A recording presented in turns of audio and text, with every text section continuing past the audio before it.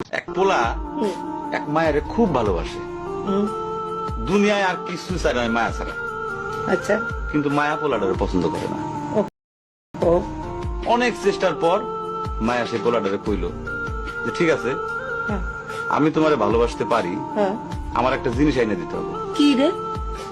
পোলাটা তখন কইল যে তোমারে পাওয়ার লিগা আমি দুনিয়ার যে কোনো জায়গা থেকে যে কোনো জিনিস আইনা দিতে পারি। হ্যাঁ, হ্যাঁ। মায়েরা তখন কইল তুমি তোমার মায়ের কইলজাটা আমার আইনা দাও।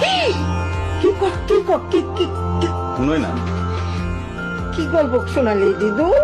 পোলা তখন দৌড়াইতে দৌড়াইতে তার মায়ের কাছে গেল। হ্যাঁ, মারে যা কইল, হ্যাঁ, মা আমি একটা মায়ের ভালোবাসছি, আমি তার ছাড়া বাঁচব না, হ্যাঁ।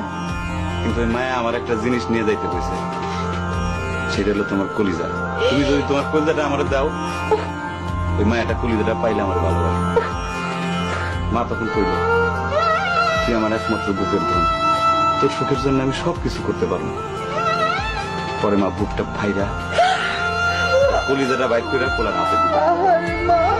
পোলাটা কলিজাটা হাতে পাইয়া যে কি খুশি, মা দৌড়াইতেছে দৌড়াইতেছে দৌড়াইতেছে, দৌড়াইতে দৌড়াইতে হঠাৎ রাস্তার মধ্যে উষ্টা খাইয়া পড়ে গেছে। হাতের কলিজাটা হাতের থেকে ছুটে রাস্তার মধ্যে পড়ছে।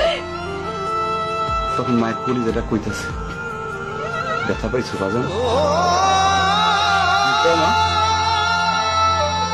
কোন মায়া যদি এইরকম কয়, সেই মায়ের আমি, আমার মনে হয় জগতের সব মায়ে একরকম। মা আমি পারো না, মা আমি তোমার ছাড়া আমি থাকতে পারবো না, মা।